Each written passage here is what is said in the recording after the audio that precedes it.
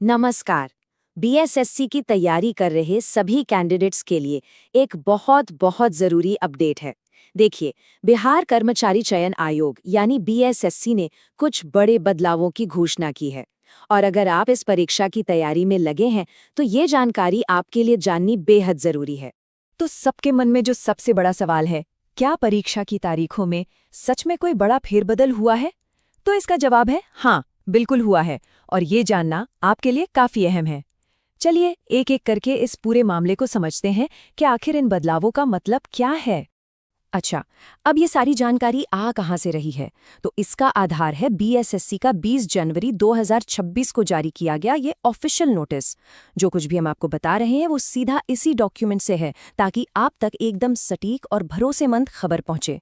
इस एक नोटिस के अंदर ना दो बहुत ही जरूरी घोषणाएं हैं जो सीधा सीधा कैंडिडेट्स को इफेक्ट करती हैं। आइए इन दोनों को एक एक करके समझते हैं।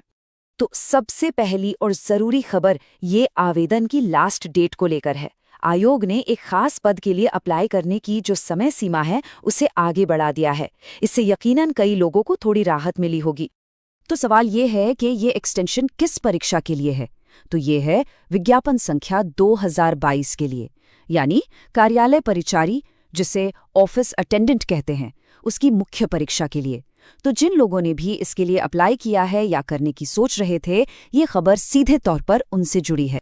अब यहाँ देखिए तारीखों में क्या बदलाव हुआ है। पहले अप्लाई करने की जो आखिरी तारीख थी वो थी 20 जनवरी 2026। इसे अब बढ़ाकर 30 जनवरी 2026 कर दिया गया है। मतलब सीधा सीधा आपको अपना एप्लीकेशन पूरा करने के लिए पूरे 10 दिन और मिल गए हैं। चलिए अब आते हैं दूसरी खबर पर। और सच कहूं तो ये शायद पहली वाली से भी ज्यादा बड़ी खबर है। ये खबर सीधे मेन एग्जाम के होने या न होने से जुड़ी है। तो सबसे क्रूशियल पॉइंट ये है कि जो मेन एग्जाम 8 फरवरी 2026 को होना तय था, उसे अगले आदेश तक के लिए स्थगित कर दिया गया है, पोस्टपोन कर दिया गया है। मतलब साफ है, उस तारीख को अब परीक्षा नहीं होगी। अब एक सवाल तो मन में आएगा ही कि भाई आयोग ने अचानक ये परीक्षा स्थगित क्यों कर दी? आखिर इसकी वजह क्या है? और ये स्लाइड बिल्कुल साफ कर देती है कि ऑफिशियल वजह क्या है। नोटिस में साफ साफ लिखा है कि उसी तारीख को सीटेट और कुछ दूसरी जरूरी परीक्षाएं भी थीं। तो परीक्षाओं की तारीखें आपस में क्लैश ना हो और किसी को कोई दिक्कत न हो, इसीलिए ये फैसला लिया गया है। ठीक है, तो अब जब परीक्षा स्थगित हो ही गई है, तो कैंडिडेट्स को आगे क्या करना है? चलिए देखते हैं कि अब आगे के लिए क्या निर्देश दिए गए हैं। यहाँ पर ध्यान देने वाली 3 खास बातें हैं। पहली, मेन एग्जाम की कोई भी नई तारीख अभी नहीं बताई गई है।